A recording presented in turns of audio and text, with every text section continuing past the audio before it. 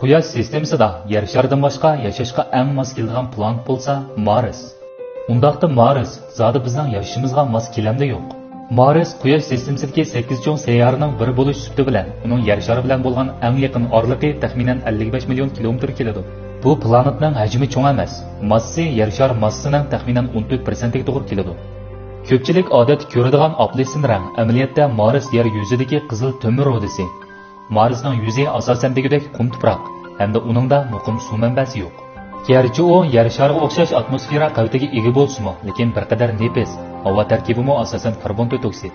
Tortish kuchi bir qadar kichik bo'lganlikdan ko'p qism qumburonlar havoda laylab yurib, doim qumburon paydo bo'lishini keltirib chiqaradi. Lekin yer shari bilan selishtirganda Marsning geologik qatlami bir qadar muqim, yuzining ko'p qismi meteorit azgili, jilg'a va cho'llardan iborat. Hamda uningda 8 cho'ng planet ichidagi eng egiz tog' tizmasi Olympus teg'i bo'lib, egizligi 21,9 kilometrga yetadi.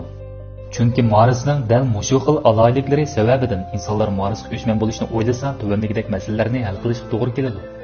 Birinchi, tortish kuchi masalasi. Marsdagi tortish kuchi faqat yer sharining yarmiga teng keladi. İnsanlar faqat yetarli fan texnik saviyasini egilganda meteoritlarni Marsga yetkazib, massasini oshirish orqali uni tortish kuchini oshirib, masalani hal qila oladi. Ikkinchi, atmosfera masalasi. Marsning atmosferasi intayin nefis. İnsanlar faqat oksigen to'shish orqali yoki Marsdagi yanar tog'larni portlatish orqali atmosferaning zichlligini yuqori ko'tara oladi. Atmosferaning zichligi o'rnatsa, ultra binafsha nur radiatsiyasini azaytqili, shu orqali yer yuzi temperaturasini o'rnatkili bo'ladi. Marsning qutb rayonidagi muzlarmo eriydi va mos qadamda suv masalasini hal qilg'ili bo'ladi. Uchinchi, oksigen masalasi. İnsanlar mikro jonliqlar va o'simliklarni Marsga elib chiqib, yanada ilgarilagan holda atmosferadagi miqdori bir qadar yuqori bo'lgan karbon dioksidni oksigenga aylantira oladi. Bu jarayon toki havodagi oksigen miqdori insonlarning yashishiga yetarli bo'lguncha qayta davrlansa bo'ladi. Shu vaqtga kelganda bir qism insonlar Marsda o'zgartish qurilishi elib boradi. Lekin bu vaqt bizdan yana nihoyat yiroq. Hech kim bu vaqtni konkretlashtira olmaydi. Albatta bundan keyin texnik ko'p odamlar Marsga yetib boradi. Lekin ko'p qismi vaqtliq xizmat uchun boradi. Zo'r miqdordagi ko'chmanlar Marsda o'ltiraqlashgan vaqtda insonlar Marsning muhitini o'zgartirishni tezlashtirdi.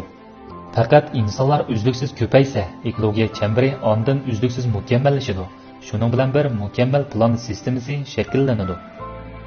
Yuqorqi 3 jarayonni amalga oshirish garchi nihoyat tez bo'lsa-mu, lekin ilm-fanning uzluksiz taraqqiy qilishiga erishib, ma'lum bir kuni Mars haqiqiy ma'noda insonlarning ikkinchi oilasiga aylanishi mumkin.